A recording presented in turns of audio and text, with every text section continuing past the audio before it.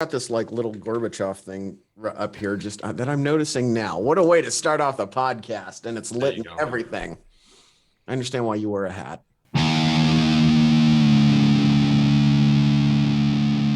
So it's yeah, I just a week ago. Let's see, today's Thursday, so it'd be second to last day. I was in Vegas a week ago, and you That's lived right. there. I did. So I was there for an extended period of time, and it was interesting. Well, first of all, it's interesting because I discovered I've been using the word interesting a lot. Um, but being at a conference, it's been a while since I've been at a conference, and I have some tips for our viewers should they be returning to in-person conferences.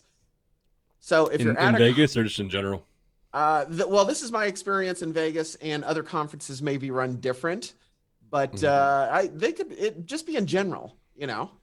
Uh, what I discovered is they're using an app called Hoova now. I'm going to put it up here, and it got advertised. Hoova, that's what it's called. Every single session, every session that began, they put the damn advertisement on there. But it's actually cool because you're talking in, back and forth. So first thing I learned is that nobody wants to talk to me because I'm a developer, and developers don't have a budget because if you're selling me software and stuff like that, anyways, yada yada yada.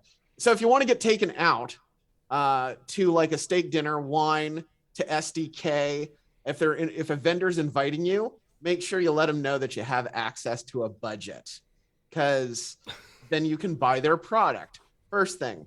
Second thing, make sure if there's a party, you go up to the booth and ask and make sure there is a brace, or if there's a bracelet or not, or something, a ticket that you're going to need. Because I signed up for a party to go to at the top of the stratosphere, but I was not aware that there was a bracelet. Luckily, I was sitting at the pie gow table. Guy across from me, we started talking, and he said he was going to go with 5 of his coworkers, but everybody was like party pooping. And then he started winning at the table and just took off his bracelet and handed it to me. So I got to go because I didn't realize I needed a bracelet. Well, there you go. But the biggest thing I learned is if you sign up, if they're asking for an email and they have there's a discussion going on between you and a vendor. This was for Top Golf. Uh, you know, he said, well, you could poach some of our clients. And I shot back, no, it's usually me that got poached and gets poached. And yeah, no worries. But whatchamacallit, what was I going to say? Yeah. So I call him back. I know pretty much, call me back 15 minutes before the damn thing starts means that, it's no, and then I'm not going to, but I shot back anyways. So yeah, that didn't turn out because I didn't get a response. Now, when I went up to the stratosphere, I met a guy who's an admin, and he said that he didn't get feedback at all, but he was just like, he knows where it is, he knows the time, he just showed up. And yeah, it wasn't, there were a bunch of people there, but it wasn't at capacity as the guy I was in contact claimed. There was no security. He just went in, had some chicken wings, shot some things at Top Golf, and there you go. And that's exactly what I want to do. So the moral of the story is just show up. It's not the Grammys. They're not bouncers at the door. The worst they're going to say is no. And if it's across the damn parking lot, you just show up and say, hey, I'm here. yeah, if there's not a guest list, because I thought there would be a guest list. And even when I got to the stratosphere, it's like, okay, here's the wristband to get in. As long as you have that, that's all they care about. And then they give you like this multicolored rainbow looking thing. And that means you can go on all of the rides because they kept them open, all 2 of them. But that's fine. That's the main reason why I went up there. And the one that tilts over the edge, that's a lot. That scared me a lot more than I thought it would. I can see that. So yeah, and then the one that went up and down, it's just, it was me and him. We had to balance it. So he's on it. There's nobody sitting on me. We're the only 2 people in the ride, and we go up. But it is exciting doing that, like kind of on a Space Needle, Mm-hmm. So it's all in all, those were my lessons, that if you want to get the biggest bang out of your buck in terms of like party and stuff like that, in terms of like extracurricular events, that's how you do it. You just go. You just you just show up, you go, and if you don't have a bracelet, I could have shown up anyway and say, "Damn it, I forgot it." And if they kick me out, they kick me out, or just have Then who something out cares? Yeah, for you're in Vegas. Who cares? Yeah, you're in Vegas. There's always something to do. So That's true. that's the conference aspect, and it's interesting because being from Southern California, we've grown up with Vegas, and then there's somebody like you who did their undergrad there for 4 years. Mm-hmm. So, being from Southern California, what's it like to live in Vegas? You know what? I didn't think it was weather aside, because obviously the weather is a lot more harsh there. Mm-hmm. It wasn't too much different as far as like just day to day. I rarely actually went to the strip. I think that's you hear people talk. They're like, oh, if I lived in Vegas, it'd be a problem because I'd be at the strip every day. Blah blah. Mm-hmm. I would only go to the strip. I think like when you were in town, we went to the strip. When friends came in from California came in town, we would go to the strip and do shit with them. And then like on the rare occasion, did we actually like with other people going to college, like actually go to the strip. It was only for like special occasions. We never, it wasn't like part of the culture. Now, the thing I got used to was 24-hour shit was very convenient, and that's not just like bars and casinos. That's like for those in California, Albertsons was open 24 hours a day. Mm-hmm. Vaughn's, like grocery stores, were open 24 hours a day, which seems kind of ludicrous here in California, but there it's like the norm. So that was kind of a weird thing moving back, because like if it was 2 a.m. and I just wanted to get some fucking celery, I could go to Albertsons and get some celery.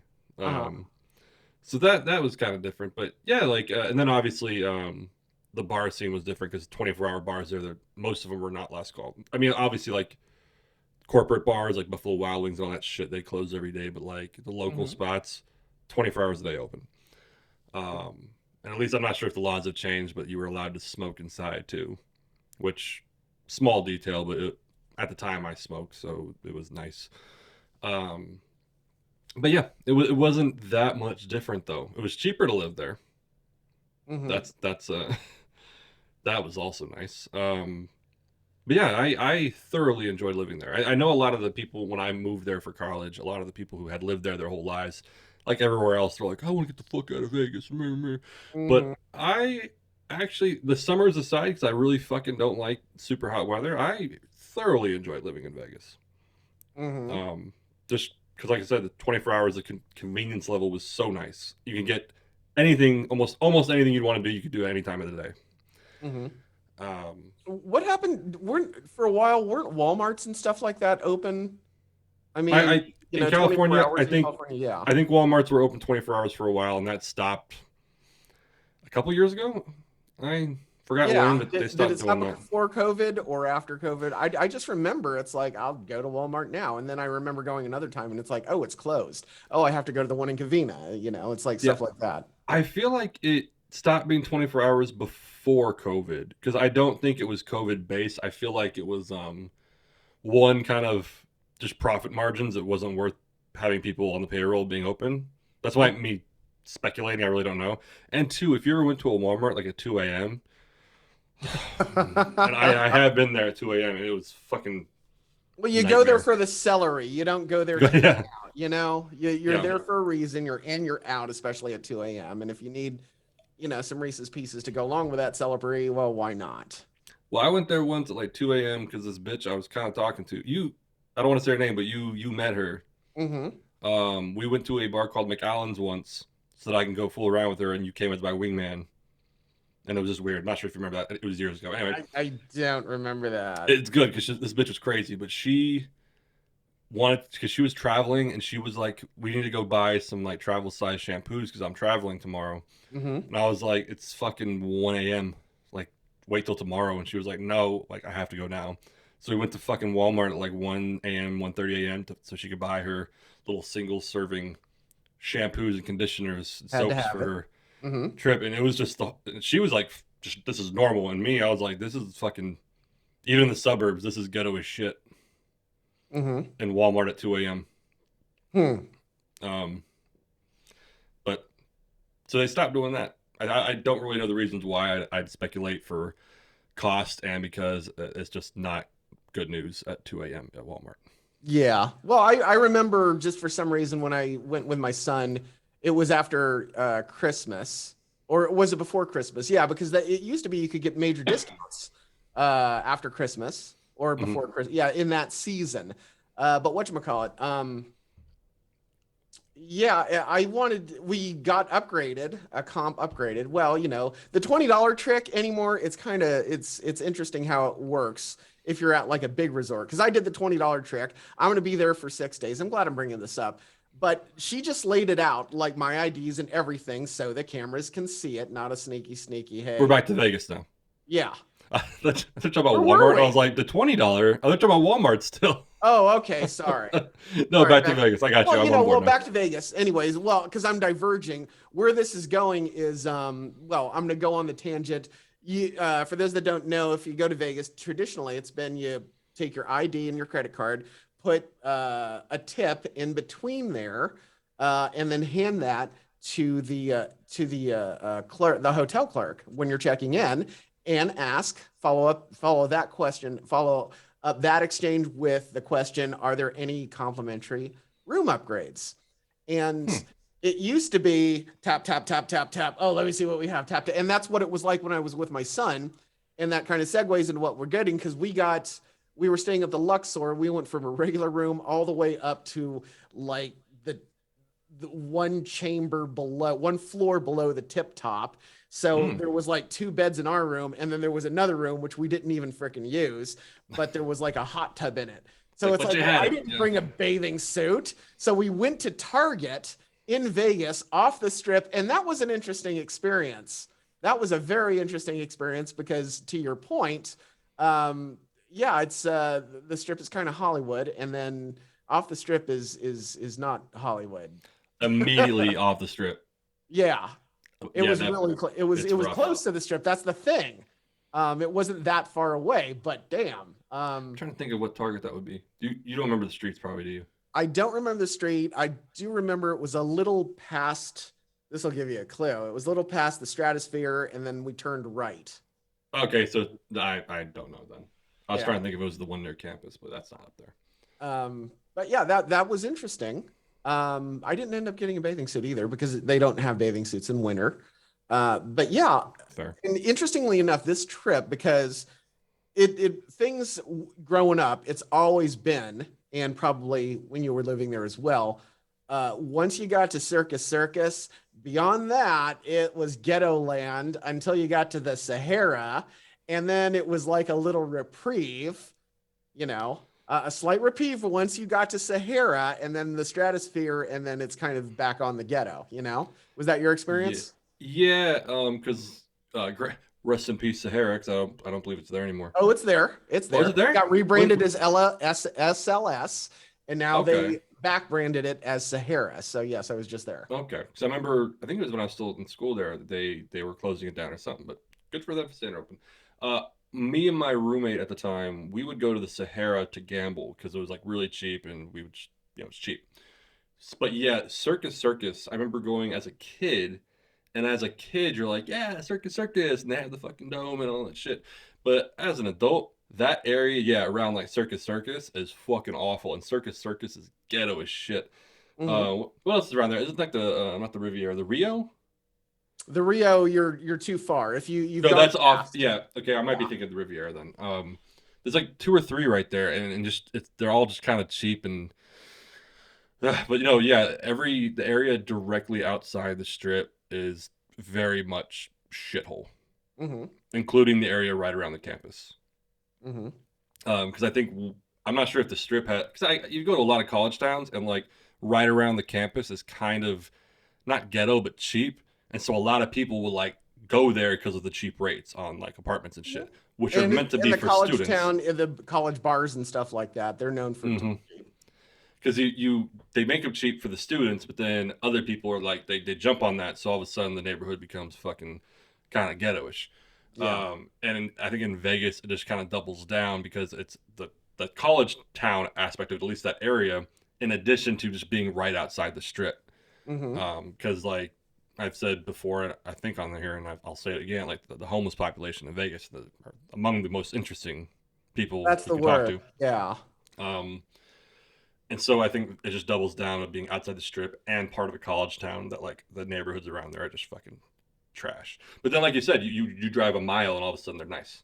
hmm hmm So Well, the surprising thing this time is that I was with somebody at the conference. You know, you make a mhm. conference friend, and you know it does get kind of boring sitting at tables and just keeping to myself, even though I was getting rowdy. But I would like, yeah. Um, so we took the monorail, which conveniently connects to the is an endpoint for the MGM Grand. We took it to go to Caesars because she and her family are going to Italy, so she just wanted to see, you know, how it's represented both in Caesar's Palace and the Venetian.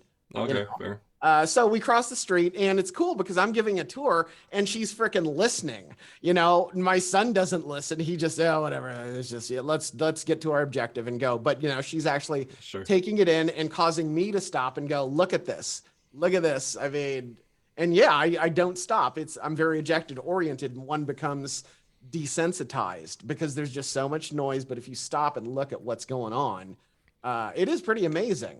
You know, so Yeah. that was refreshing. So, um, you know, just being with her, going from what you call it, going from, and it's her second time in Vegas. So Caesar's Palace, then we walked to the Mirage, went through the Mirage, didn't bother with Treasure Island, went straight across the It's street fair. to Venetian. If we're at Venetian, you got to see the Wynn, and then you know saw the Wynn, saw Encore, and the newest kid on the block, 8 months old, Resorts World is open right across the damn street. Oh, and on the way to Resorts World, there's the Pepper Mill. So we had to stop at the Pepper Mill. We ended up eating at Resorts World. While we're eating, it's interesting because we heard this woman that I would describe as aggressively happy. And she Okay. just kept going, and we're paying the check, and we get up. What the hell's going on? So we go in. There's this guy sitting at a slot machine. I look over and it says $13,000.01. So he had just won $13,000.01, and that's why that woman was happy. She wasn't Sure. like hooting and hollering. So we have a monorail ticket, and it's interesting because the station goes to the West Gate, which used to be the Hilton. So we could walk Okay. way the hell over there, or we could just walk to the Sahara. Now, we're in the past, it would be Ghettoville, but it's mitigated now by Resorts World, and that Fountain Blue is scheduled to open next year. So that blue eyesore, um, there's a bunch of construction there, and it's like there's no ghetto now. There's elements, but they're not prevalent. So that walk down to Sahara, which would usually be Ghettoville, even on Yeah. the strip, was not all that bad. Interesting. Yeah, and yeah, so we went to the Sahara, and then yeah, took it back. And it's the random Vegas moments because one stop later we meet these four guys from Michigan, and they're dude, this one guy gets up, and as soon as the doors close, he goes to the middle pole like he's a stripper and just starts freaking dancing. And it's like, of course, the whole train is egging his ass on. Sure. Except this Yeah. one guy sitting over here, he's an older gentleman, just nope, not having it. I'm good. This is a very interesting book. It's so interesting. Meanwhile, everybody in the damn train is yelling their ass off, and Sure. it's so much fun and just a laugh. And so yeah, you had to be there, but it's that random Vegas experience that hmm that was sort of the most humorous part of the trip, actually. You know, it's Well, the you're there for a randomness of conference, Vegas. so I was there for a conference, and then like you know, day two of the conference, or was it the first day? No, it was the second. What was it? They had workshops. So the second mhm. day, it's like I'm in the middle of Grammys traffic. I was like, oh damn, the Grammys are gonna be here. That was the weirdest thing. And you know, Microsoft conference, Grammys, and that was an interesting contrast. So Mhm. it's experiences like that. I don't know. I was an old man. It was a headache to me, but you know, somebody sitting out in front of Emeralds, see Mike Tyson and his entourage go by, see, you know, Mhm. so, a lot of other celebrity sightings who now I can't remember. just people telling me they saw. But I was just an old man that night. Sure. We almost went to the bar and restaurant expo up there. That was in March. We couldn't. We had to cancel for a few reasons, but that would have been interesting to go back there. Because it's weird. I don't think I've been there for. Now that I think about it, I probably haven't been back to Vegas since like I want to say at least maybe 8 or 9 years. So when you're Hmm. describing some of these things, I'm just kind of like, wait, what the fuck? What's Um, Resorts World? yeah, like that. I've heard of. I remember they were building the link Hmm. when I think I was already graduated, but I had gone back a few times, and they were building the link, so I was aware of that. Um, but yeah, like some of the shit you were saying, I'm just like, what the fuck's he talking about? Like, I have no idea what these places are. Interesting, interesting. And you live there, and that's a testament to how quickly it grows. Hmm. Which Another is a good, occasion, it's a good thing though, because I remember when I was, evolution. yeah, but when I left, forget the strip for a second, but like a lot of businesses. So like I Hmm. graduated, like some months passed. The first year or two when I graduated, I went back up to visit people like quite a lot. But I want to say it was like 3 or 4 years later. I hadn't been up there in a while, and I went up there and like strip aside, tons of businesses off the strip were closed. Like there were like little mini malls, you know what I mean, strip malls that were just empty. And I was like, what the fuck? And so that's why when the Raiders they agreed to go to Vegas, I was kind of like, all right, good. Like maybe that'll help. And then hearing you talk about all this new shit on the strip, I'm kind of like, oh, good. Hmm. But then Um, you can see the effects of COVID. You know that sure. on the other side of the strip, there's like that Tahitian village or whatever, that Hawaiian part. Or I is think that so. is that even freaking new to you? Maybe But I that don't is know. all but completely empty. I mean, I remember when there was a vendor in every shop, and now it's like just the parts that are touching the sidewalk have vendors, and Hmm. you know, they're not the most notable. It's mom and pop businesses there now, and then you've got Yeah. other things that are just exploding. What is the COVID situation there? Are they pretty much just like mask off? Who gives a fuck? Or are they still Yeah. taking steps? Yeah, Yep. that's what I No, heard. it's well, yeah. Over there at New Year's, it's like you walk into a casino. It's like, hey, put your mask on. You don't have one. Here you go. We got one for you. We got you Hmm. covered. And then it's a rude awakening when you go to the airport because they're like, oh, now you got to wear your mask. Even Yeah. in going into the lounge, it's like, well, I'm eating, but I got told by one of the staff, sir, your mask, and I was like, I'd left it at the table. I'm eating. Just Hmm. stuff like that. So at the airport, yes, it's federal property. You have to buy by mask rules, but the casinos, it's like, no, it's all good. It's all good. They And don't give a fuck. That's what I and heard being too. there, being there in January, in December for New Year's, it's like, no, they were on. If you take a sip of your drink, you got to put your mask back on. You can't. That's not an excuse. Interesting. 4 months later, and they don't give a fuck. Yeah. Hmm. And another thing, I don't know, they're cutting costs or whatever, or streamlining the process. You can only order drinks that come out of the gun now, like a pina colada, which the Luxor was amazing for. Nope, no blended drinks, nothing even close. Everything has to come out of the gun. You can't have a slow gin fizz. You can't have a grasshopper. Wait, when Uh, you say out of the gun though, you mean just like a they're shotgun, still a I know, wunderbar. but they're still free pouring like Yes. from bottles. Okay, you're just Yeah. talking about like blender shit. Uh, Blender shit, or even just the exotic stuff, like slow gin, like a slow gin fizz. Hmm. Because typically, when I was going there, I would order bartender drinks or obscure drinks because I knew they had everything. If you're ordering at a table, And oh, and by the way, that one person who I did the little tour with, going back, met her. She was sitting at the same breakfast table, and earlier on in the conference, she said she wanted to go see Caesar's Palace. And then, like, the next night, there was like a ladies group that had just met up, and I was coming back from New York, so I saw her, and I was like, "Hey, Caesar's Palace, let's go," and just start talking to her. And that meeting had left, but somebody didn't drink their old fashioned. So what have I got to lose? She's like, she ordered it and didn't drink it, so go ahead and have it. And this is in the bar, so it's an old fashioned, hasn't been touched. There's not maraschino cherries in it. There's like they were good, but they weren't maraschino cherries. Hmm. Interesting. But she's like, that drink was $20, you know, Yep, just sounds about right. just for well, it's called the Whiskey Bar, and it's inside the MGM Grand. So of course there's going to be a premium. I'm smart. I lose my money at the tables and get my drinks for free because that's what ended up happening. I was up and then Sure. left down, of course. So they weren't Yeah, free drinks. Pragmatically, I think I kind of get though why they probably cut back their cocktail selection because I know kind of tangenting. During when COVID first hit, everything was shut down and shit. I Mhm. know a lot of the big beer vendors really suffered because a lot of these beers were going out of code and getting returned. And so Mhm. even recently, I would say within the last month or so, even Miller Lite was out of stock on draft.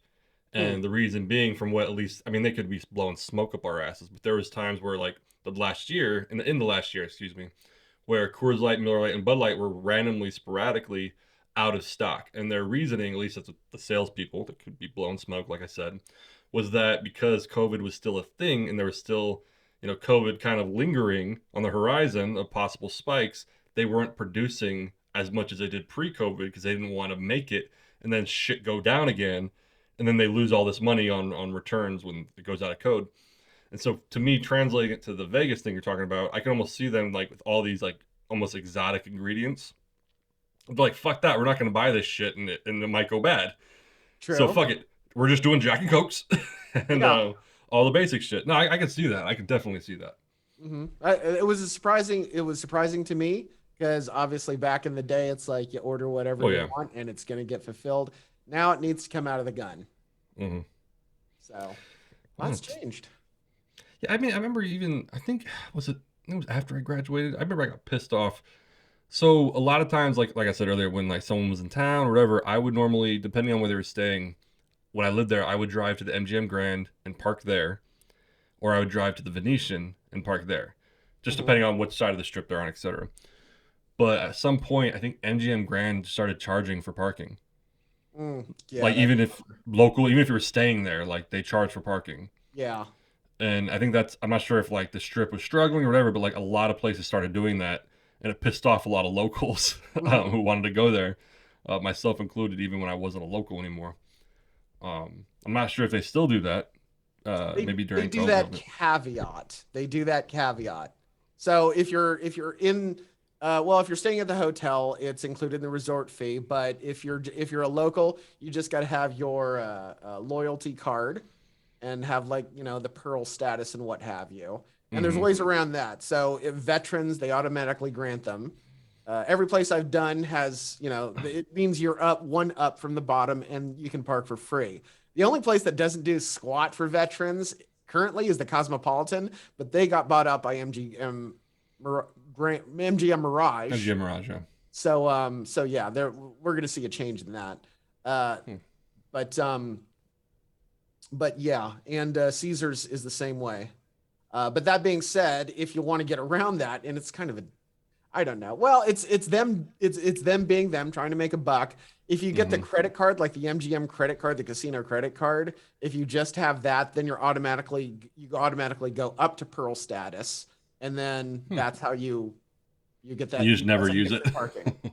Yeah, you just Yeah. you get the free points and whatever. But interestingly enough, I looked at that. The one thing that made it good, it's not a good card, but the one thing that used to make it good was that your points never expired. I went and looked at it again because I made all my reservations through M Life and what have you, which is probably going to go through a rebranding as well. That's Hmm. that's the MGM Mirage, I recall. loyalty Yeah. thing. But yeah, I didn't see anything about the points never expiring. So yeah, that was the only thing. And if they're just trying to get, hey, three times bonus if you book with the book with this credit card, I don't know that it's enough to carry it. So that's just me. Yeah, I feel like if you're carrying one of those cards, you got to be going a lot. Yes, to make it worth it, to make it worth Yeah. it. And if you're a vendor that, if you run a Microsoft booth, what convention do you not go to? Well, the answer is if your company's running it. Otherwise, you're going to touch every single business. So there you Hmm. go. But yeah, you need to be going a lot. And I don't go Yeah. that much. I don't go that much. I'm surprised I've been as much as I have been. Yeah, like even like kind of off topic, but kind of similar. Like I got an Alaska credit card from the Alaska Airlines because we would fly Alaska up to Portland to see my lady's parents every now and then. Hmm. Now her parents are moving down to Southern California to be closer to her, Hmm. and in my head I was like, why do I fucking need this thing anymore? Hmm. Because I got benefits for using it for like I got Alaska credit card for Alaska Airlines, so when I would use it for Alaska Airlines, there was benefits, but I'm not going to be fucking flying up there much anymore. And I in my head, it's like, where am I gonna fuck? Like, I have nowhere to fly anyway. So True. why am I gonna have this fucking credit card? I think once I pay it off, I'm just gonna ditch it. Well, Um, there's ditching it and there's keeping active. Read some articles on it because it might, yeah, if you blank out the credit, well, you blank out the credit card, but then yeah, losing something in your credit profile may adversely affect yeah, your I know credit. what you're talking about. You're right. I probably won't just like cancel it, but I'll just. To be honest, I actually came in. I wasn't using it for a while recently, and then I lost my wallet, Mm, and so my debit card, my credit card attached to my bank account, and a couple other cards I had in my wallet. Um, but then the Alaska card I had in the drawer, so I mm, had a backup. So that mm-hmm. was nice. So yeah, I'll probably do that. I'll probably store it in the drawer, and then if I need it, I can grab it. But I'm not Always using have that to. shit. Yeah. Yeah. Yeah, exactly. Well, if it's a card that you have to pay to have, then it's like, okay, I'm kind of done here. But otherwise, if Yeah, it's it's not like just a that. regular credit card, just Mhm. yeah, hold on to it, put it in a drawer, use it for backup.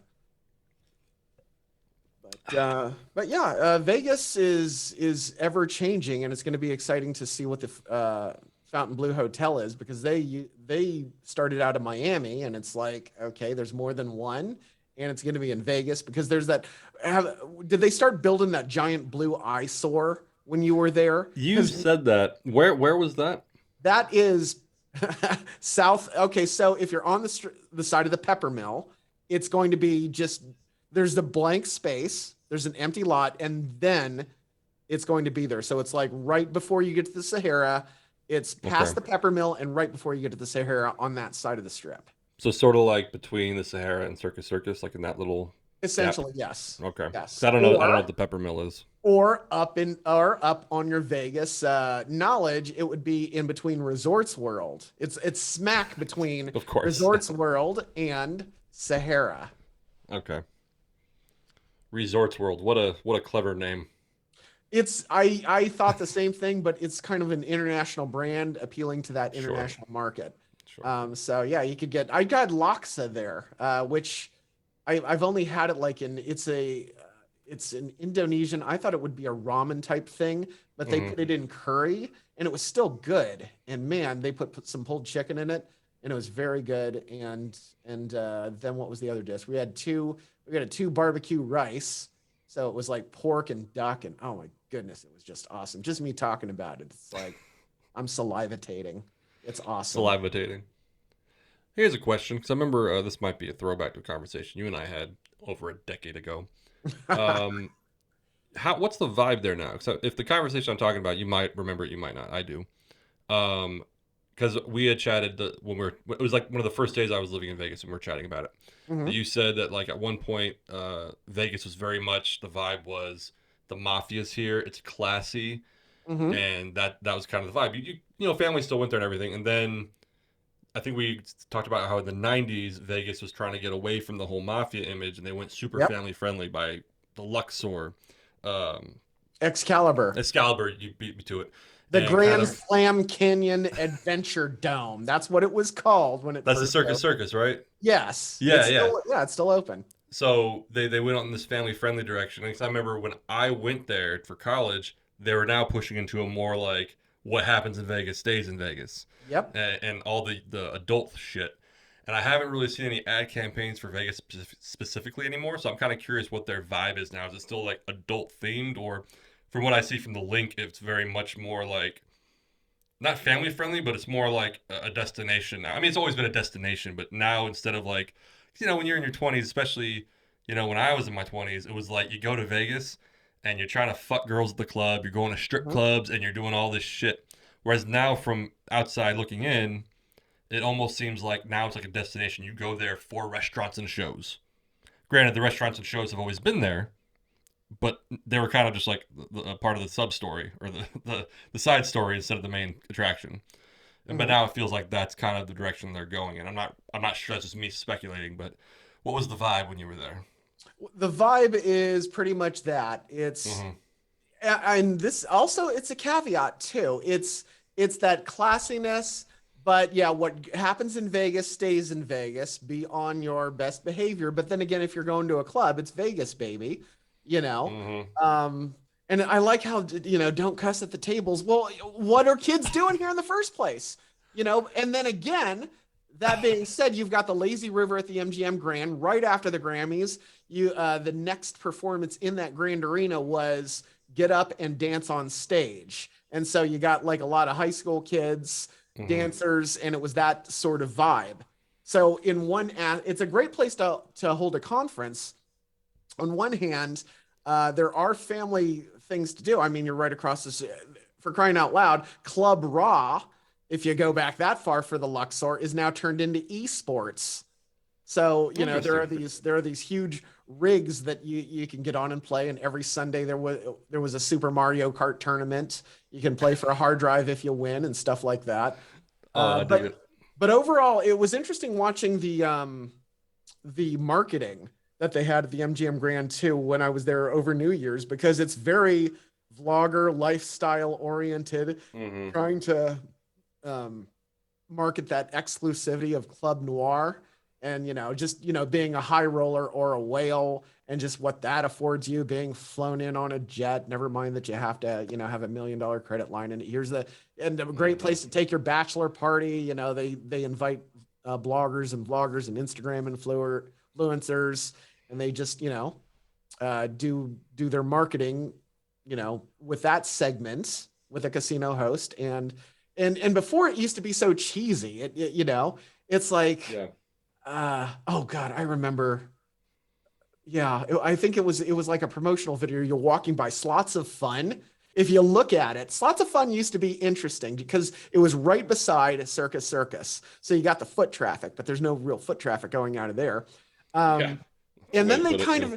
they turned it into they put like what air hockey in the back and tried to make it kind of little an adult haven, Dave and Buster's. We went in there now, just went in there. I wanted to investigate that because that seemed cool. And it's one of those places where it's a dying mall. You go in there and you feel bad. The bar's not even open. Yeah. I feel you. The bar's not even open. There's like 5 video poker machines. The rest are slot machines. And if there's not a slot machines there, they tore everything out. There's not even bums in there. There's just Uh-huh. old people, all three of them. I harken back to the days of going, to the Eastland Mall in West Covina when they were, transforming that thing. You walked in, the only thing open is a Mrs. Fields, and it just feels bad walking in there, and I relish that. There was Those when my places have edge and yeah, everything. when my lady, she lived in Woodland Hills, and I forgot the name of this mall. There was like two malls like right next to each other, and the one had like an AMC movie theater there, and so we Mhm. would go there to watch movies. And so the parking lot, I mean, there was like a PF Chang's that was kind of standalone, but there was the movie theater, and then like some '50s diner, I forgot what it was called, and then this one spot, I can't remember. It was like an independently owned like bar and venue. But then you'd walk into, I forget if you walked into the mall, but the AMC was technically attached to this mall. And the one time I was like, what else is in this mall? Because we would always go just to the AMC. And we actually walked in the mall and same shit, nothing open in it. Literally just hallways with nothing. Mhm. And I was just kind of like you said, I was like, man, a fucking horror movie? Jesus Christ. Like, the AMC is right here and the AMC is popping. Yeah. And then you walk 10 feet and there's like, it's a ghost town. Yeah. It's fucking trippy. I love But stuff like that. It adds character, and it's like it's not supposed to be like that. Commerce is supposed to yeah, be happy, and you're supposed to enjoy spending your money. And it's just like, oh, I want to fricking leave, but then it's so bad that it's good. I have yeah, not experienced something like that in a I very know what you long mean. time. It was refreshing. We went all the way in back looking for them air hockey and kind of shuffleboard thingamajobbers that I've seen on YouTube, and they ripped all those out. You're not having fun. You're there to lose money. And Well, so the security guard looked surprised to see that there was somebody under 70. It's like it he was he amazing. he ID'd you to see if you were young enough, like Exactly. not old enough. Exactly.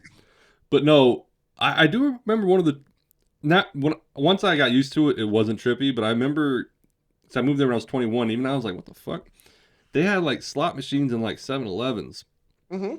and it's just like kind of the culture shock of going into a new place. But there's a 7-Eleven across the street from campus that I always go into just for like some soda or whatever as a snack. I remember seeing like, and even like in Vons, they had slot machines in Mm-hmm. Vons, And like video grocery poker. stores, just a line of, and I was kind of like, who the fuck plays this shit? Mm-hmm. Like, why don't you just go to the, I don't know, it just was trippy to me. And then sure enough, there was a day where I went into 7-Eleven to grab something. This is like at 11 a.m. on like a Thursday, like during class. And there was like 3 or 4 people sitting there playing fucking video poker at 7-Eleven. Mm-hmm. They And I was they just kind aren't of there like, for they aren't there for decoration.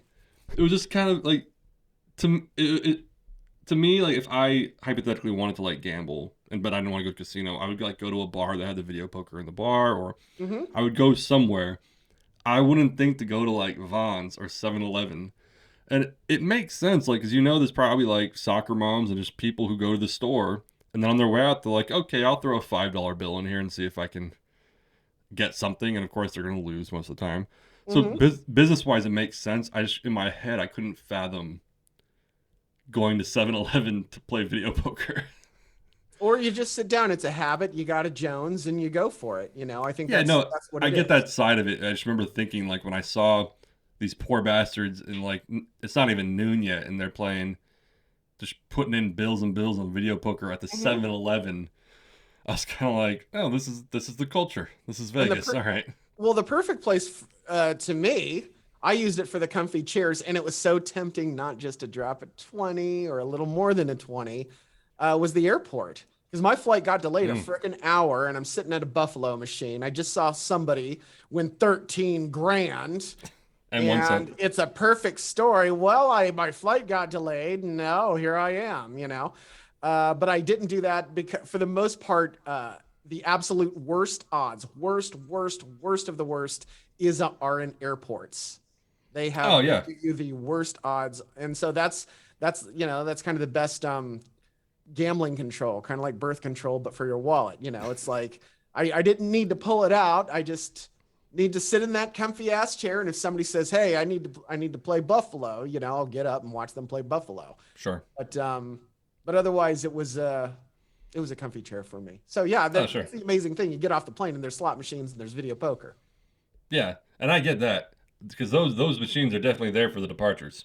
Mm-hmm. People sitting there waiting, absolutely, and I'm sure that they're bringing in a good amount on that. But the 7-Elevens and the grocery stores is what tripped me out.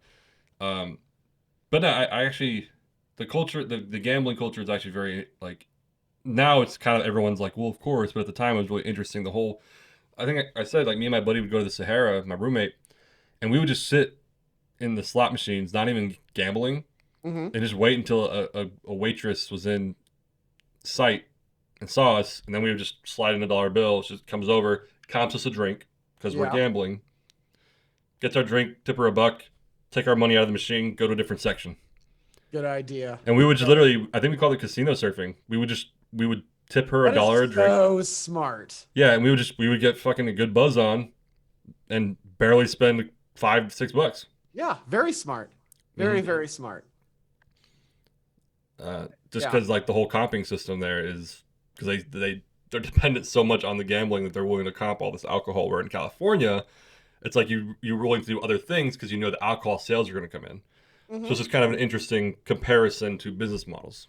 But And the person I was with, her husband, did marketing for a local casino in Iowa. And hmm those drinks, you pay for those drinks. You're going to pay for that Long Island. You're going to pay yep, for that beer when they come to the table. Ain't no free drinks on this here Indian reservation. What are you kidding me? even But in I think Vegas, that's a law though because in California you're not legally allowed to do that like you are in Vegas. yes. So they comp you sodas. If you're playing blackjack, they'll comp you a Pepsi. Uh, I stuck to Pepsi. I don't know what they did at the Cosmopolitan, but man, I got like four Cokes, four, maybe five Cokes. I felt bloated. I felt like I just yeah, ate something. It was weird. I didn't realize there was so much syrup in like cola drinks. yeah. That's the I thing. Interesting. No, yeah, Vegas is interesting though. What's kind of funny is when you're used to Vegas, and then like I said, when I came back to California, just even hearing Last Call for the first time, I was like, what the fuck? Because you get used to it, you know what I mean? And then even the casino environment, like you go to the Indian casinos in California, I'm sure other states too, and you're just kind of like this is bush league. Hmm. Like it doesn't smell like cigarettes in here at all. Yeah, serious. And Uh, it's interesting. Well, going to into the Golden Nugget just to walk through it, not New Year's, it was the time before last. I mean, just oh, this is what casinos used to smell like. Yeah. And then the novelty of going there, even when I was in college, just going there, with the laws being what they are here, just smoking or non. And it's like, oh, that's a question from the past, you know. And now you go to the airport and there's a smoking section, whether you're gambling or not. If you want to smoke, you go into the smoking section, and they got video poker and they got slot machines in mhm. there, you know. So it's very interesting how that's been kind of marginalized. Yeah, and I think it's kind of funny you mentioned that because I think like because I was very much against smoking growing up, and even I know because we met at Chaffey College, and there I kind of dabbled in cigarettes just because other people were smoking, but I really wasn't about them. Hmm. And it wasn't until I moved to Vegas that like I got into smoking cigarettes because I felt that almost like when you were there, it's almost like this is fucking twisted logic. It doesn't make no sense, but it's almost like it's less toxic just to smoke a cigarette than to breathe the rest of the air around you because there's That so is much fucking funny. smoke in the air. That's early 20s logic for you. Of course, but that's literally why I started smoking in college was because like in Vegas, you go to bars and people are smoking everywhere. There was a fucking bar I went to. I think it was called like the Champagne Lounge, and that sounds really nice, but it was not That's fucking nice. Um, I still remember I got there like the place is packed, people were smoking inside, and like my socks smelled like smoke. You know what I'm saying? Like your shirt might, your jacket, my socks smelled like smoke when I was out of that place. It was so thick in the air, and that's so yeah, in intense. my head I was like, might as well fucking smoke. At least there's a filter on it. Yeah, Um, serious. because that whole like it is wild when you go there, and because I think when I moved back, I almost like had the instinct to just light up Hmm. inside a restaurant or inside a bar, and I was like, oh shit, like That's your we're trigger. we're not there anymore. Yeah. Yeah, that's certainly your trigger. And then, couple and things, you lived on campus, but 24-hour alcohol means you can get a deal, there's drunk drivers out any time of the day. You know what That's though? stuff to be cautious about, you You know? know what though? So you are right. With the 24-hour bars, there's always that danger. I'll counter that though, because you are correct. But I'll counter that with it. Actually, there's an argument to be made of the opposite. Hmm. Because there, I mean, it's anecdotal, but this did happen to me, to where my roommate, my second year, was having like we lived in an apartment, and he was like, "We're gonna have a barbecue," and he was using a Foreman grill in the kitchen, and that was his barbecue anyway. It's Hmm. fucking weird. Yeah, it is. I didn't really know a lot of his friends because like we were roommates and we were buddies, but like he had his friends, I had my friends. Hmm. And so I was kind of bored. And a friend of mine, she hit me up. She's like, "Hey, do you want to just go grab a drink at Murphy's?" It was a local bar there around the corner from me. And Hmm. I was like, "Yeah, let's go to Murphy's." So this is like 11 p.m. That she's like, "Let's grab a drink." So I head over to Murphy's. So I've already been drinking. Yeah. Me and her get fucking smashed, Hmm. and it's like 2:30 a.m. And so I just remember in retrospect. So what ended up happening was there's a part of the bar. It was kind of it was a nice little pub, and like a corner of it had a couple couches and like a big table and shit. There's no one in the place. Like 2:33 a.m. We went over there and we were just chatting, drinking. I think I went and threw up in the restroom because like we were just fucking hammered, and we both fell asleep on the couch. Hmm. And I woke up at 8 a.m. It was the same bartender on duty. We were regulars. He knew who I was. There's a bottle of water in front of me, like a stick of gum. She had already left. I think she already woke up and left. But so it was 8 a.m. and I was like, oh my God, like fuck. I had a headache. Drank some water. He kind of came over to, hey man, how you feeling? You want anything to eat? I was like, yeah. And I forgot what I ordered. It was like a sandwich or something just to get some food in my body. And then, like I said, I was around the corner. I drove home, still hungover, but sober enough. If that was in California, this dude would have, they would have pushed me out at 2. Hmm. Um, Granted, I was young and stupid. I probably wouldn't want to call a cab. And I might have been forced to get in my car and drive. Hmm. Instead, the bar was 24 hours. They let me crash in the corner. Oh my God. That's And funny. so, I That is mean, awesome. I'm just saying there's an argument to be made that the 20, because now they're not pushing people out. Yeah, that's true. They're letting you chill, drink water if you need to. Because there were other instances where like I just stopped drinking because I was drunk, drank some water, kind of sobered up enough to get home. Uh-huh. That particular night, I probably would have died Mm-hmm. had they pushed me out. Um, Good point. so I mean, you're right though. That's it's an anecdotal story, but you're right. The opposite could be true where I'm drinking till 4 or 5, and I'm just like, all right, bye, and just get in my car and go. True. Well, and to me, that's kind of just you're born a loser if you do that. Well, yeah, Because, just being a part of the Uber community and Lyft and stuff like that for a time, uh, I always told people if the ride costs $1,000, that's still cheaper than a DUI.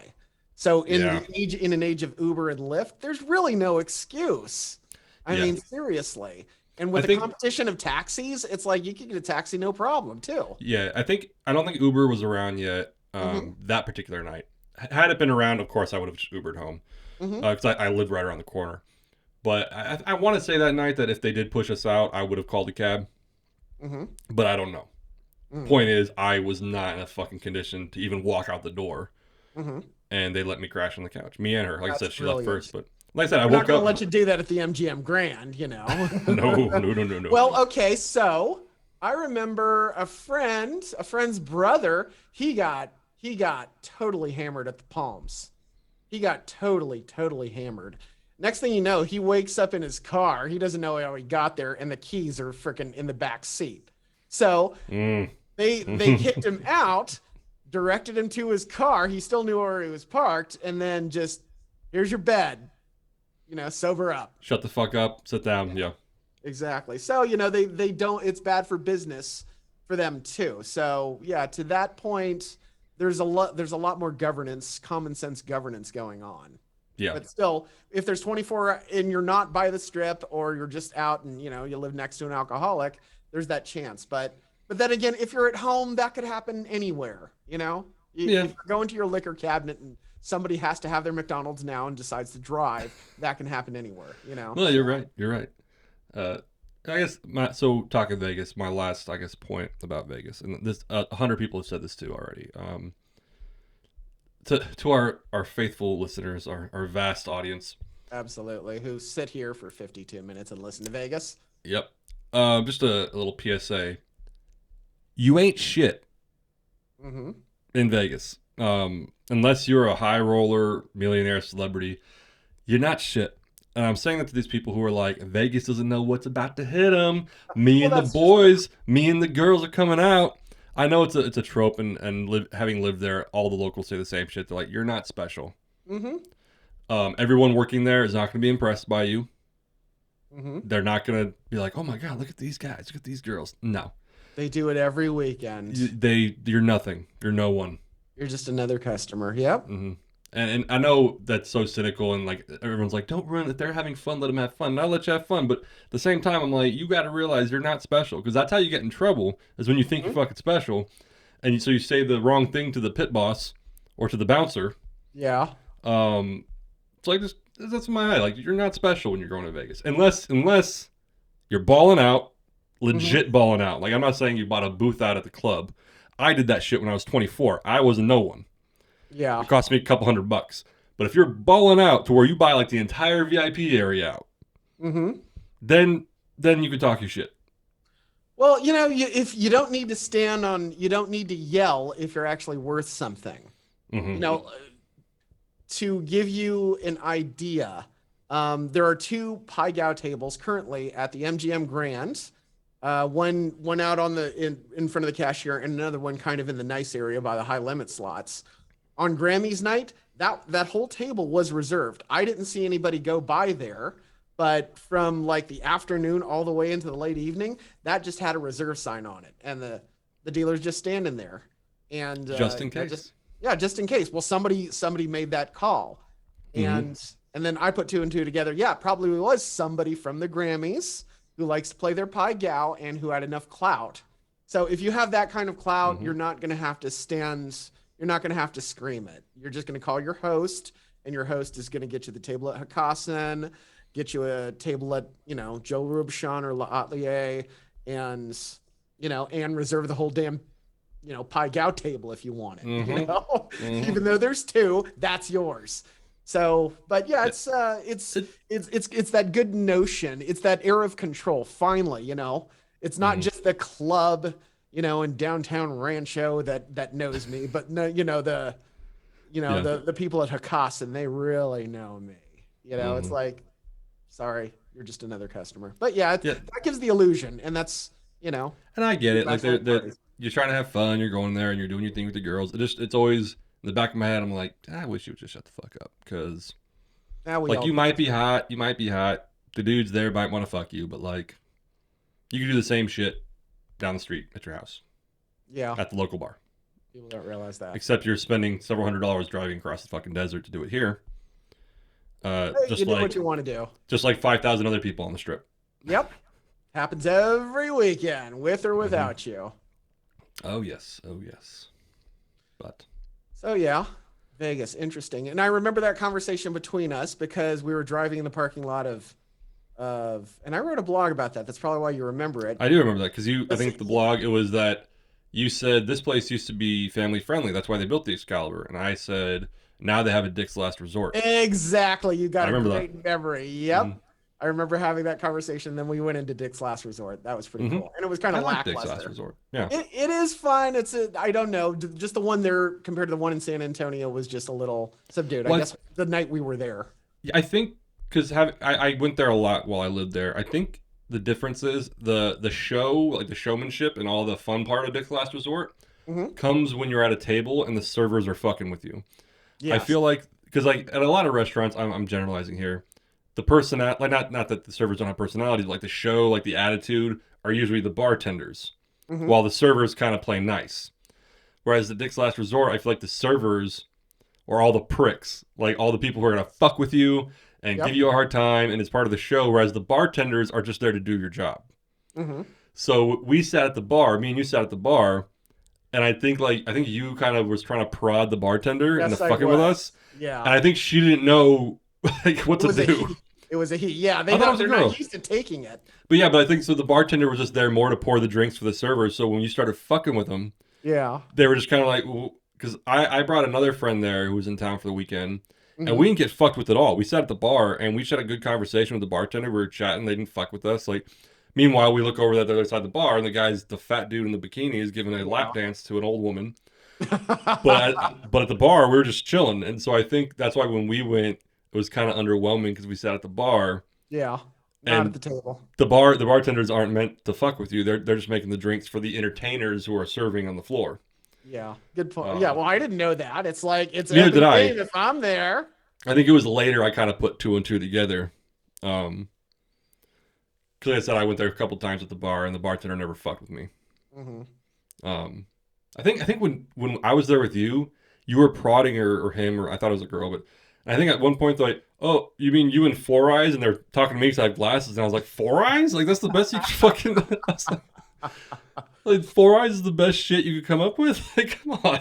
I remember the first thing I said. I sat down and said, "Hey, I want to complain about the service." And he looked at me and he's like, "Here?"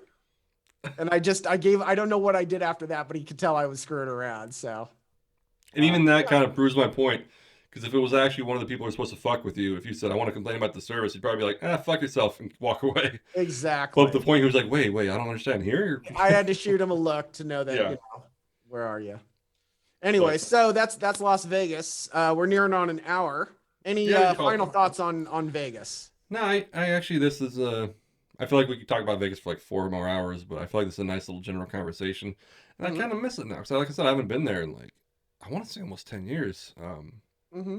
Because I normally would go back to see friends of mine, and not everyone, but a lot of them all moved away Hmm. from Vegas. So like in my head, I was like, I'm not just gonna go up there and sit at a hotel or I don't know. It's because like when I go up there, I would mainly go to like the spots we would go to off the strip. Hmm. I wouldn't really spend a lot of time on the strip. So like just once they all moved away, I was just kind of like, oh, like, we have no reason to go there anymore. Hmm. But now I kind of want to.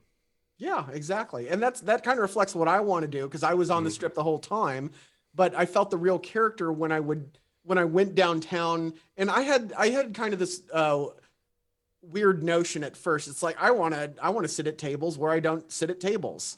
I wanted to go Mhm. to the Cromwell and gamble or go someplace else. I ended up the only place I gambled outside was outside of that end of the strip was the Cosmopolitan. I went there Mhm. specifically. Um, but otherwise, just taking that little walk and then seeing the Sahara and then realizing when I went to get barbecue how close I was to the arts district. The next time I Mhm. go, I want to check that out because there's an arts district that's, I want to see if it's as vibrant. Well, it's vibrant enough for them to call it an arts district. Let's see what it's Sure, really yeah. all about, away from the corporate stuff, and let's see what it really has to offer. And I've been meaning to do that, and I think next meaningful trip, I'm gonna make that happen. So yeah, 'cause I remember when I was living there, I went to the arts district once, and it was Mm-hmm. to take headshots. I think at that point I couldn't, I should have, but I didn't really appreciate what like an arts district had to offer. Mm-hmm. So I just kind of went there, took my headshots. I was like, oh, that's kind of an interesting place, and then just left. Mm. Um, but yeah, no, like I've heard their arts district. I had a lot of friends who would go there and do shit, and still I think a couple people I know who still live there still do shit in the arts district. So that would be a cool kind of thing to go to. I might have to do the same thing if I go back. Nice. Sounds like Hmm. we've got our own trip, and we can film it. And we can film it. It's true. We can film it. Cool, cool, cool. All right. All Well, right.